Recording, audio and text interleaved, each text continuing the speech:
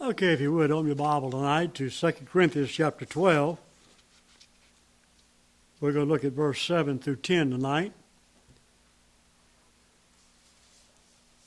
By the way, I've uploaded this morning's message to Facebook and later to YouTube.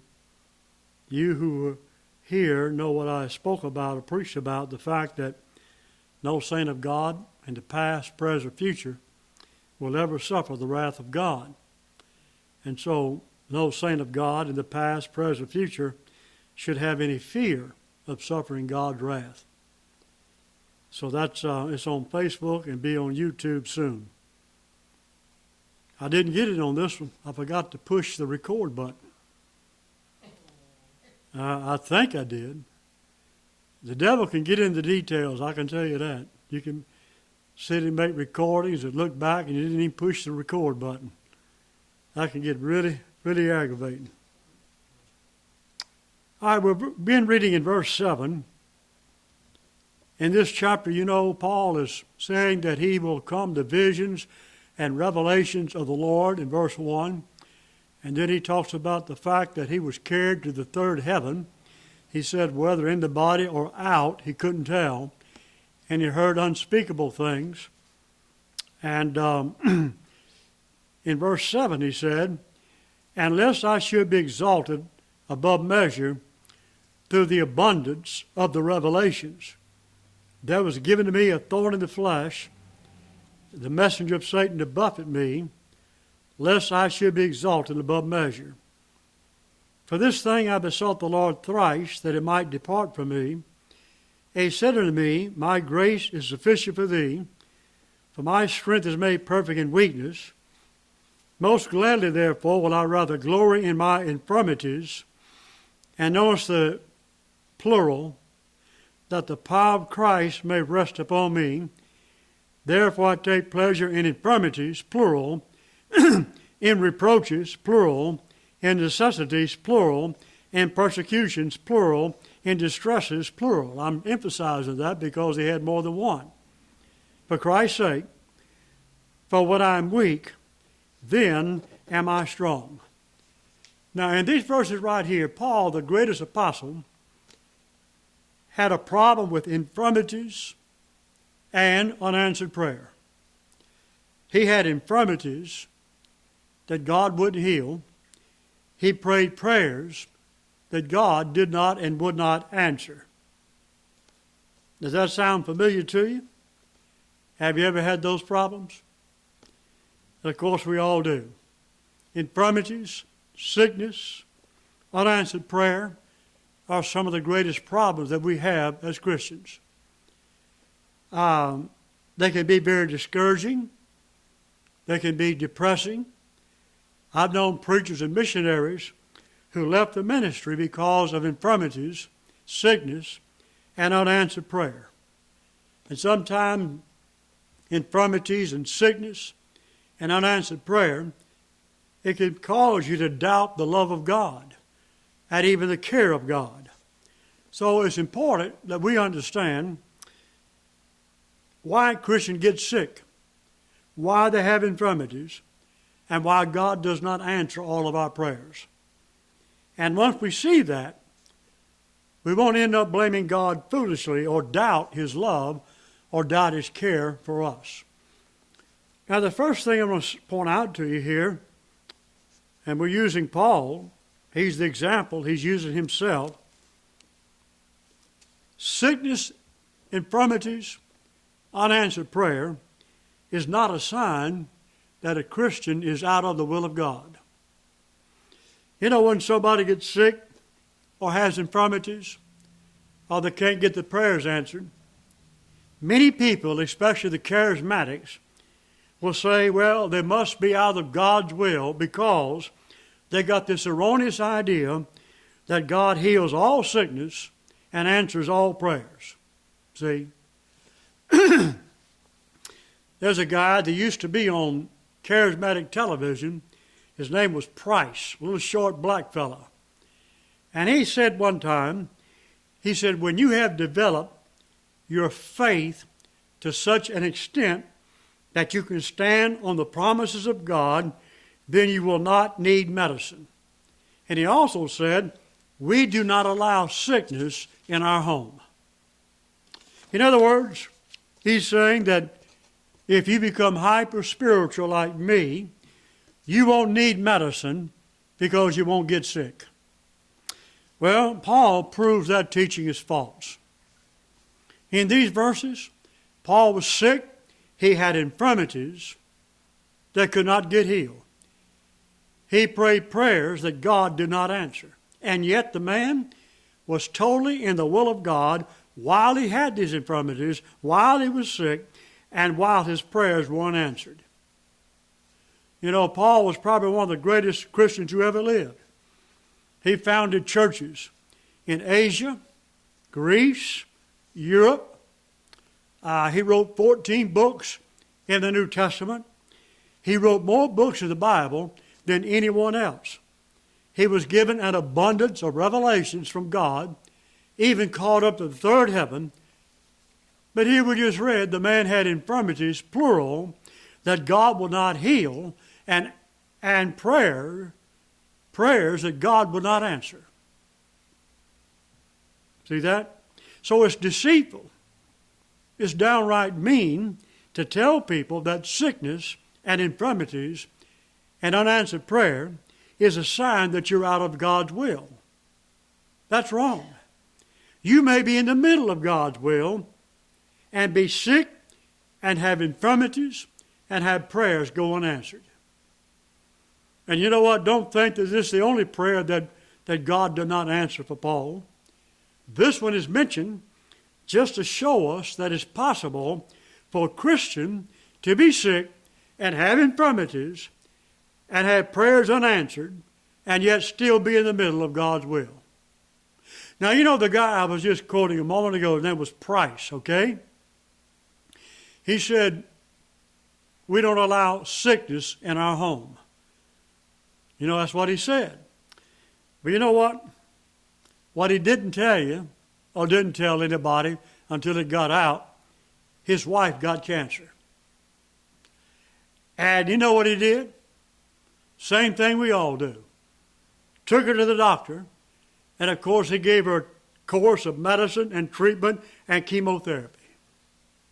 But see, these hypocrites like Price, you see, they never take their own advice. You know why? Because they're lying. And they know they're lying. And you know what? So do we. Second thing I want to point out about these verses here is that, believe it or not, unanswered prayer and sickness and infirmity can be for your benefit and good. It can be for your benefit and good.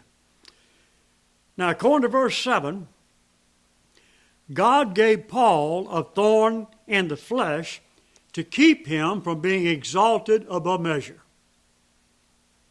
That tells me that if God answered that prayer and removed that thorn, he would have become proud and haughty because of all the abundance of revelations that God gave him and for being caught up to the third heaven. If that would have happened, he may have departed from the faith or forsook the truth like Demas did and so many others.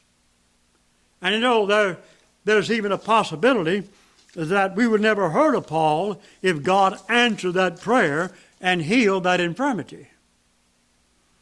So in other words, his infirmity, whatever it was, is more than one, he said.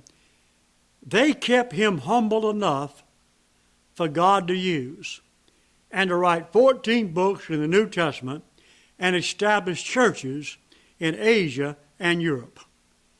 You know, we'll never know how important his infirmity was and how wise the Lord was in not answering that prayer to remove it or heal it. That unanswered prayer was for Paul's benefit and ours too, who have been blessed, you know, by his epistles and by his example.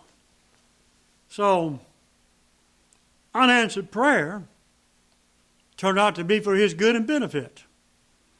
Unanswered prayer kept him from being proud and at the same time kept him useful, as a servant of God. Paul would have been ruined if God answered that prayer and healed that infirmity. It may have caused a downfall because, being a Jew, he had the tendency that all Jews have, and that's to brag and boast. They love bragging and boasting. And Paul was a Jew, pretty smart guy too, and was an apostle, worked signs, wonders, and miracles, called him to the third heaven. God gave him revelations, tons of them. And so, to keep that man from bragging about that and being proud, he put that thorn in his flesh. And whatever that thorn was, kept him humble. He prayed for God to remove it 3 times. That's what he said. God didn't do it. Never did it. So there's a case where unanswered prayer can be for someone's benefit. Now, it's easy for me to stand up and say that, right? Because when it happens to you, it's not so pleasant.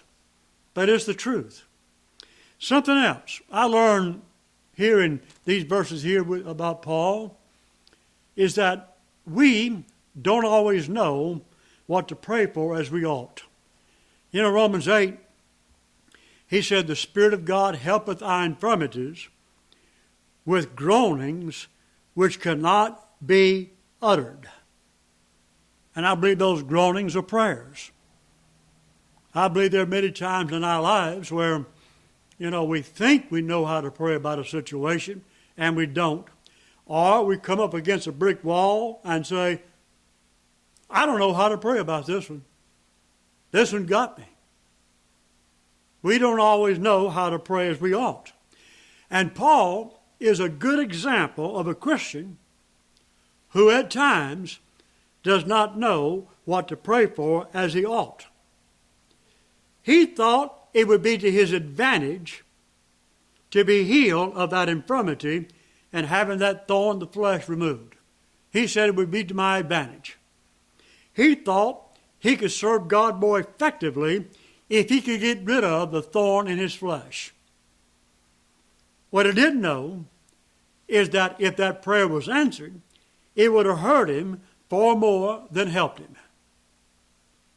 And so many times you and I, we have problems, infirmities, sickness, thorns in our flesh, and we assume, we'd be much better off if God would take them all away. Take them away. What we don't know is that sometimes we're better off with the thorn than without it. And at times it would hurt us more if God took the thorn away than if he left the thorn in us. See what I'm saying? Paul thought, I'd be much better off if I didn't have this thorn, and so he prayed, God, take it away. He was up against a wall. No doubt the thorn, whatever it was, hurt him. It was called a messenger of Satan. I have no idea what that is. Could have been a spirit, but he mentions infirmities in connection with that thorn. We have no idea. God left that unanswered so that you and I could go to the verse and claim it for ourselves, see? But he didn't know how to pray at the beginning concerning that thorn. And many times we assume, we'd be much better off if God took care of this sickness, this infirmity, and answered our prayer to remove it, when in fact, it'd be better to have the thorn than not to have it. And then something else. In this case with Paul, unanswered prayer and sickness, infirmity, can be a great teacher. It can be a great teacher. Now, we read in verse 9, he said, and he said to me, my grace is sufficient for thee. Verse 9, we read about the all-sufficient grace of Christ. Now, I want to quote you what someone wrote about that grace that God gave Paul. Author W. Pink. He wrote this about that grace. He said, this grace is sufficient to support us under the severest and most prolonged affliction. It enables the soul to lie submissively as clay in the hand of the potter, to trust his wisdom and love, to be assured that he knows what is best for us. That's a pretty good definition. Now, my definition of that grace is this. I believe that grace in verse 9 is a special divine grace that God gives to special people to enable them to bear up under their pain and their infirmities. Now, that grace gives you power to keep going and keep working for the Lord in spite of your pain and infirmity. That grace does not take away your pain and infirmity.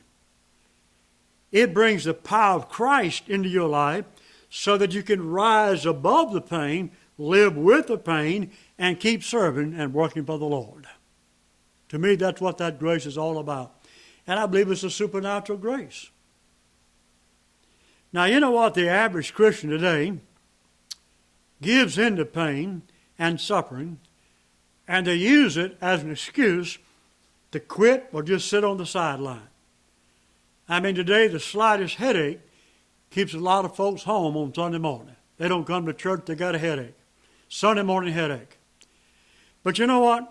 I believe if a person today, if they're willing to work and serve God, even though they're sick and have infirmities and have pain, God will give them that grace, and they'll be able to do what they thought they could never do.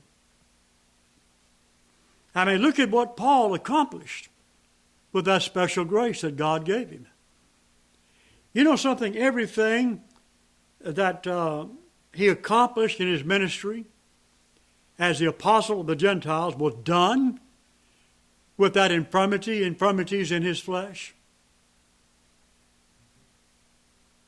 He had poor health, a thorn in the flesh, most of his Christian life.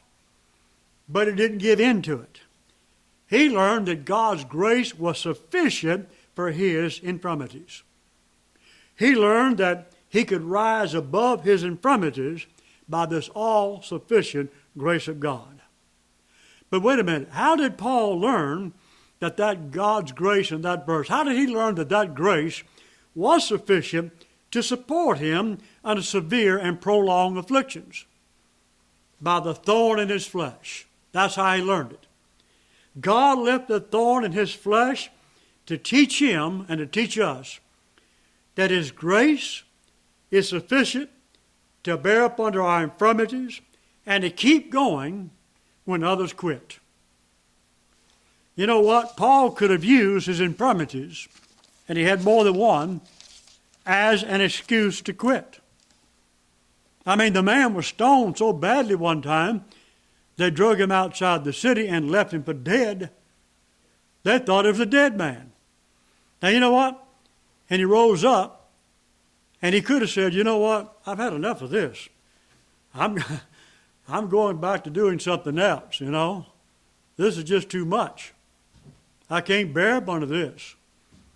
But instead, what did he do? He got up and went back to the same city and preached the gospel again. How could he do that? The all-sufficient grace of Christ. That's the only answer I can come up with.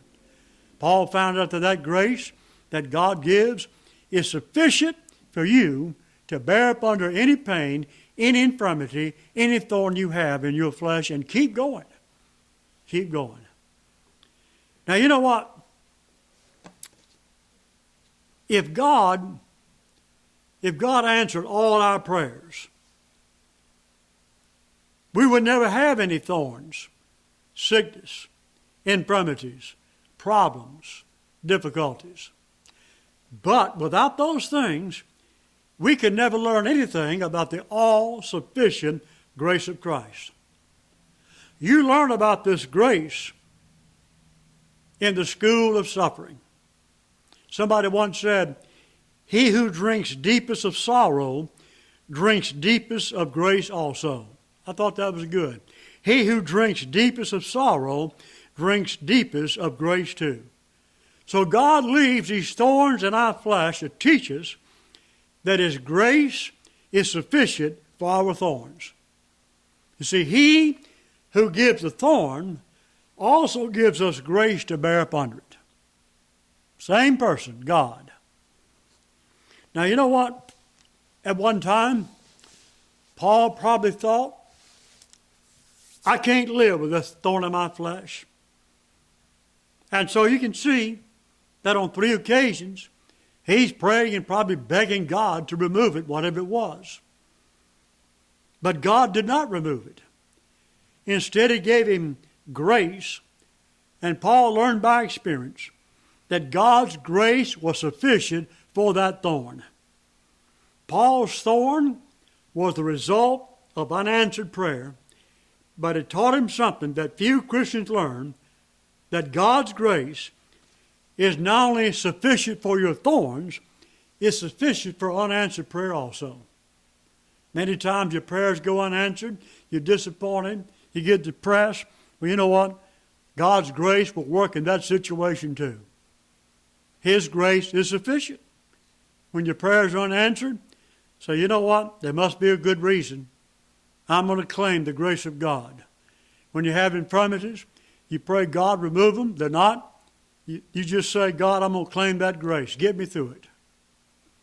Then something else.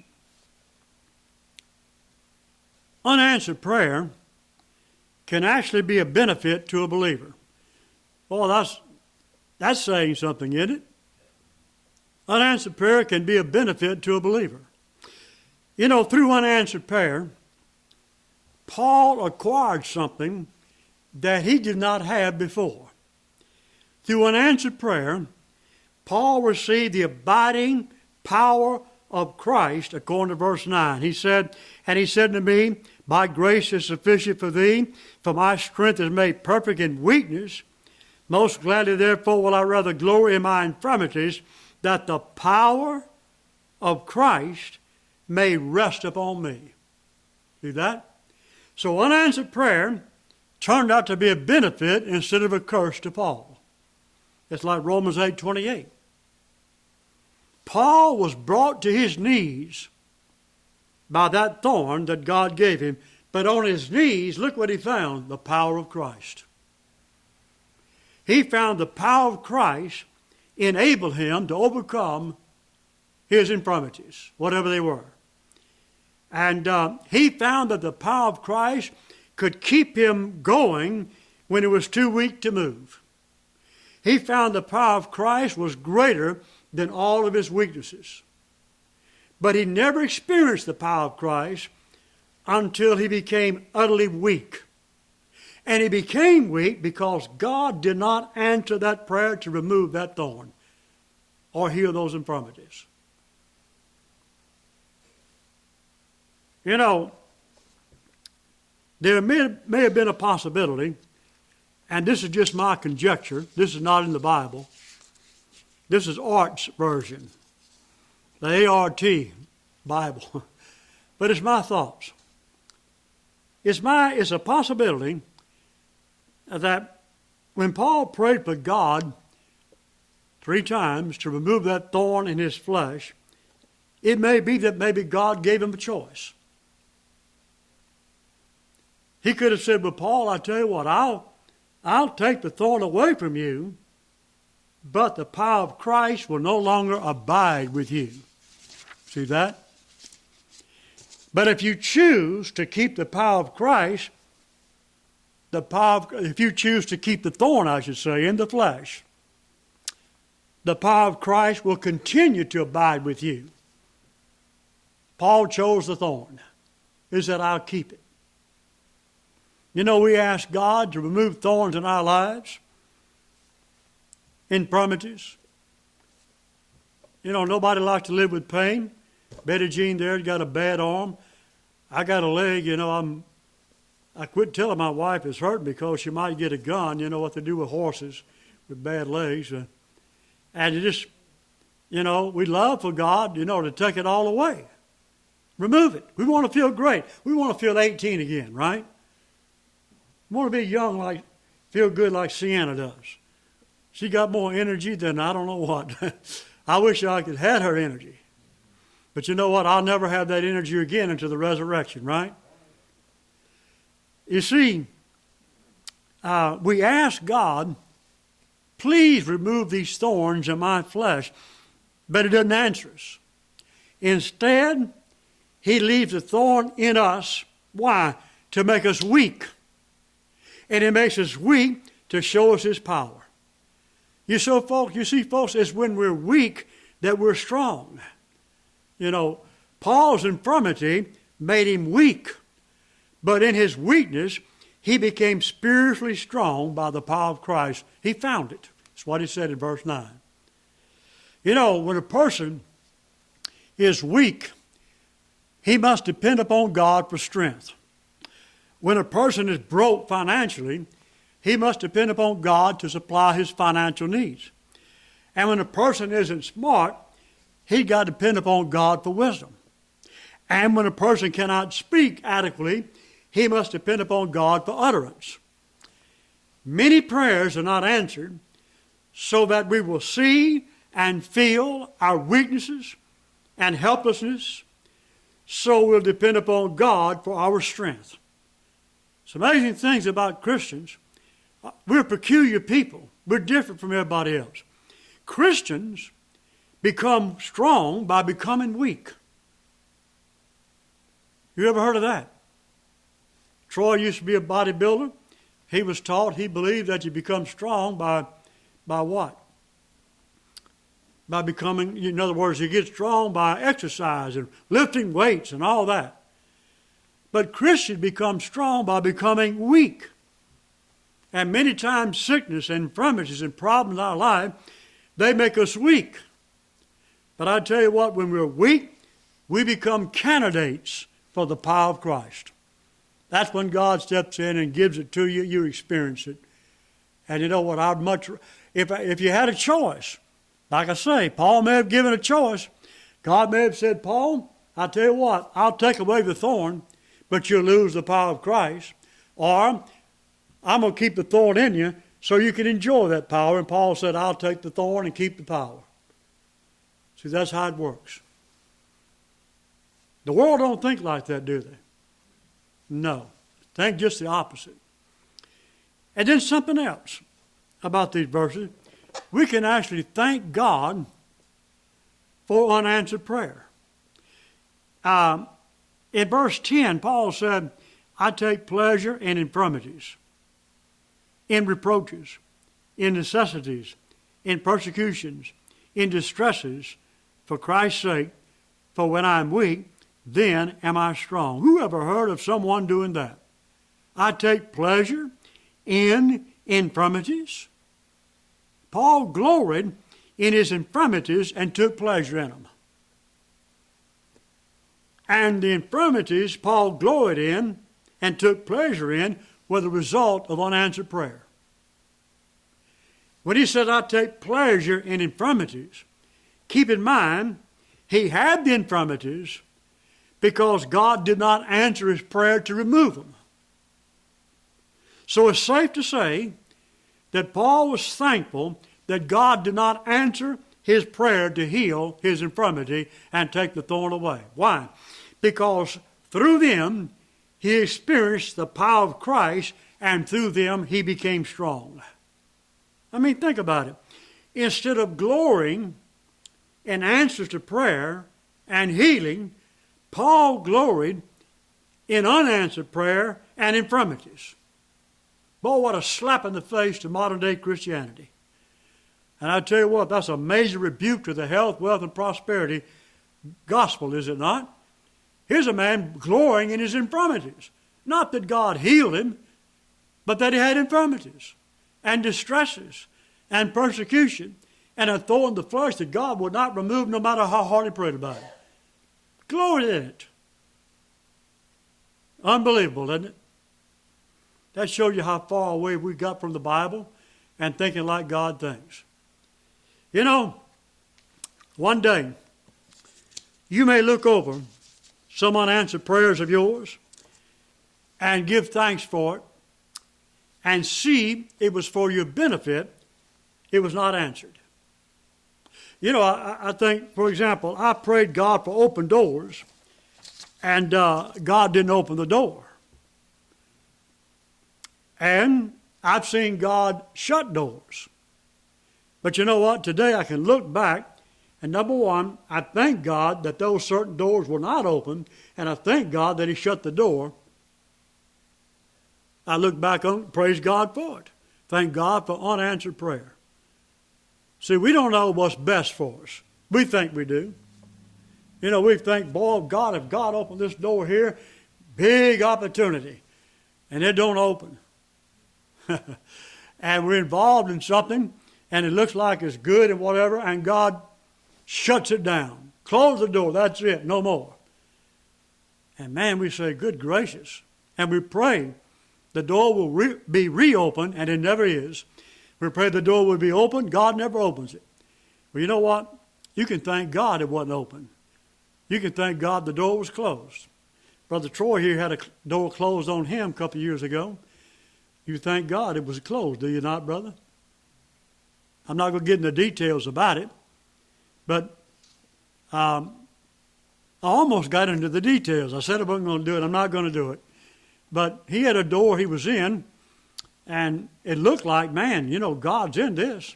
And then all of a sudden, it gets shut down. I've had that happen before. But you know what? You can look back one day, and I think He does, and I know I do. You can look back at that door that was shut, and you can say, you know, thank God that door was shut. And thank God that door was never opened. Unanswered prayer. All right, something else. Paul tells us here is this. Unanswered prayer takes time to understand and make sense. In verse 8, he said, for this thing I besought the Lord thrice, 3 times, that He might depart from me, this thorn in the flesh. Now, in verse 8, when Paul prayed that God would remove the thorn in the flesh, he did not know at that time, when he prayed, as to why God left that thorn in his flesh. After a period of time passed, Paul finally realized the reason for the thorn was to keep him from being exalted above measure. He did not learn that until God said no 3 times. So you see what I'm saying? It took time for Paul to understand why his prayers were not answered and why he wasn't healed. 3 times, God had to say no, no, no. And then finally, it dawned on him why the answer was no. It took him time to figure that out. You know, I have many prayers that are not answered. We wonder why. Well, it takes time to understand why some prayers are not answered. But you know what? If you stay in fellowship with the Lord, I believe you'll find out why by and by. You will. Something else.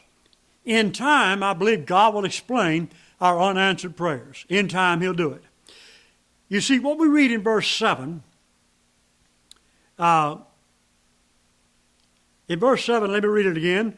Unless I should be exalted above measure through the abundance of the revelations, there was given to me a thorn in the flesh, the messenger of Satan to buffet me, lest I should be exalted above measure. Now, what we read in verse 7 is what God revealed to Paul.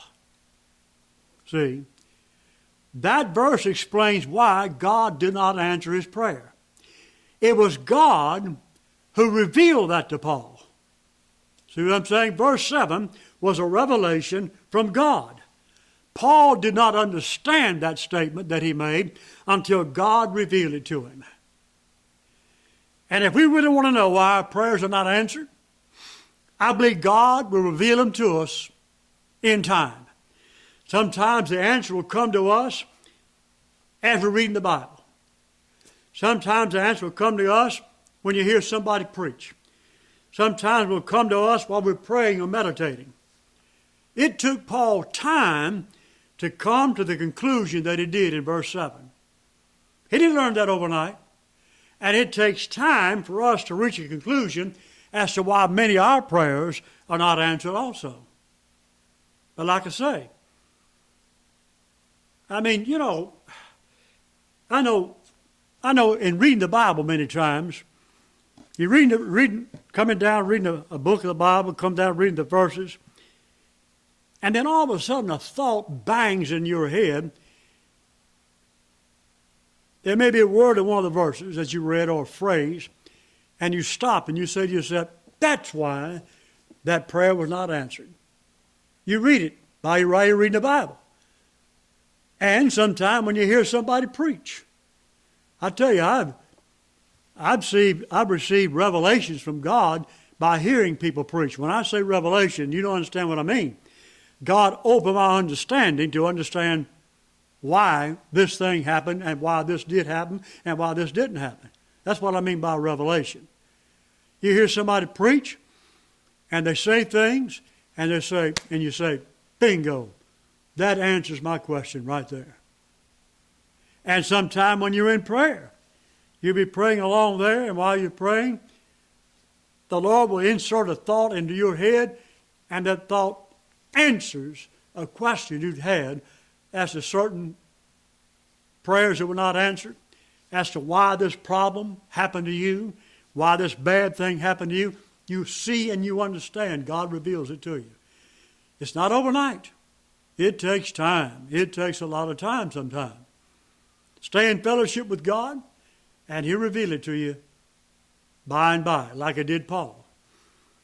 And then, one more thing, and this is unbelievable to say to most Christians today, unanswered prayer and sickness can be the will of God. It can be the will of God. It was the will of God for Paul to know that his grace was sufficient for all things. It was the will of God for Paul to know and experience the power of Christ.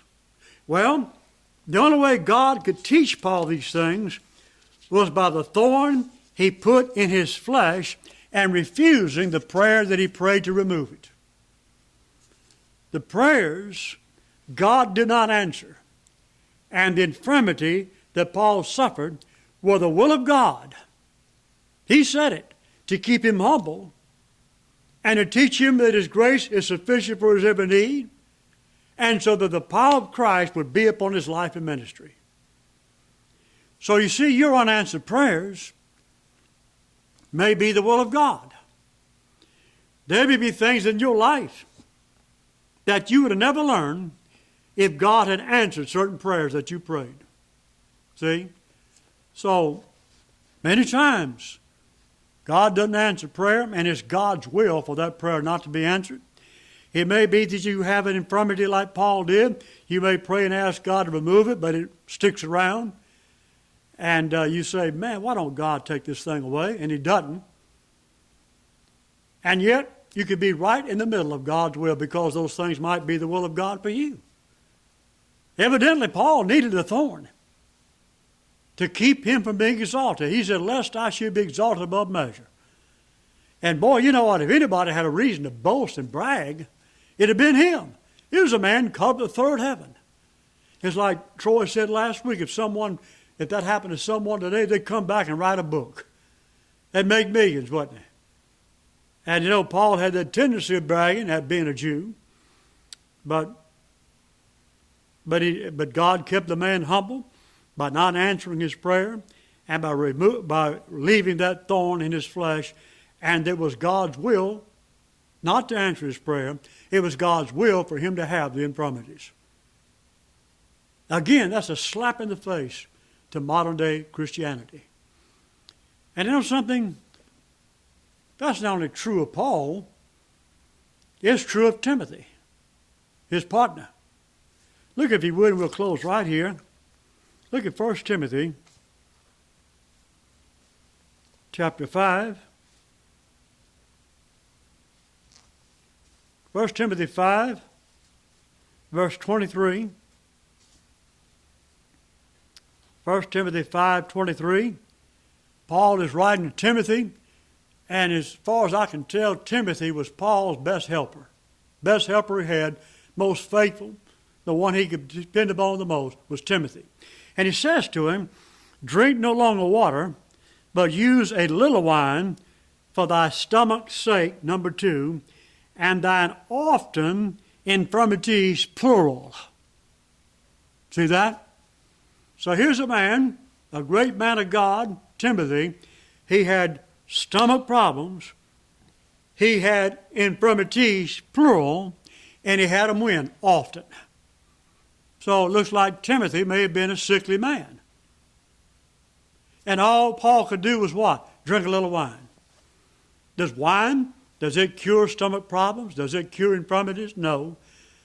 It just relieves the pain, I guess.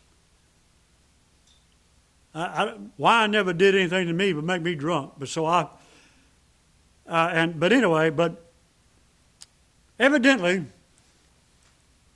in this case here, wine was recommended for, what's the word I want, medicinal? Is that the right word? Medicinal purposes. As a medicine, is what I'm saying. Now again, the medicine did not heal the stomach or take away the infirmities. Just gave him relief, I guess, from the pain. But anyway, here's a man of God, if ever was, Timothy. He's just like Paul. He's got infirmities, and he can't be healed. In other words, instead of Paul saying, Timothy, don't you know that healing is in the atonement? Trust the atonement of Christ and you'll be healed. No, he didn't say that because that's not true. I tell you what, if healing is in the atonement, Paul and Timothy were out of the will of God, 100%. Well, it's not. You say, well, doesn't it say that by his stripes we were healed? Yes, it does. We were healed. You ever notice that? Were healed? When did that happen? When you got saved. What were you healed of? The most deadly disease in the world, sin. That's what you were healed of. And you know what? Sin is compared to a deadly disease. Isaiah chapter 1.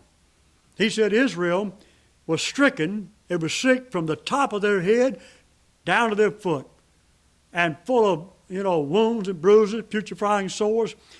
In other words, he characterized them and described them as someone just had all kind of sickness and disease eating away and killing them slowly. Well, that's sin. That's sin.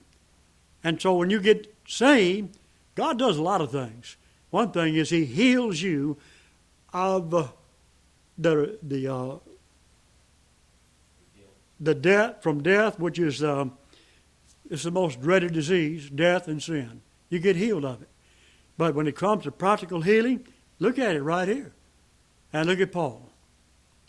So I'll go back to where I started. Don't ever think that if God doesn't answer your prayers, you're out of God's will. Paul had them unanswered. He was in God's will.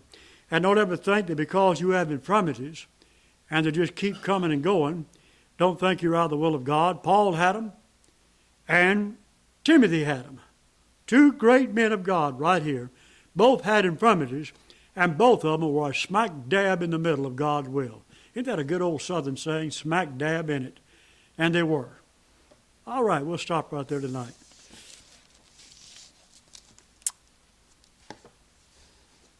Now, let me just but say in closing, it's easy for me to stand up here and say all that, It's true, that's why I say it. But when it's happening to you, it's a different story, isn't it? And sometimes you almost get scared to preach messages like this, But anyway, you should know this. Every Christian should know these things. Because there are a lot of Christians today, they have infirmities, they have sickness. They come and go, they come back, they go away, come back. And they think, I must be out of God's will. God must have something against me. And they pray and pray and pray. God doesn't answer the prayer.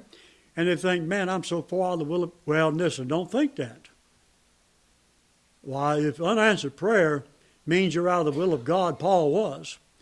And if having infirmities means you're out of God's will, Paul was out of God's will, but we know he wasn't. Greatest Christian who ever lived. And had infirmities, more than one, and many prayers not answered. 3 of them are found right there in one verse. He said, I besought the Lord thrice, 3 times, that it might depart from me. But what did God say? Sure, Paul, I'll take it away. No, he said, my grace is sufficient for thee. All right.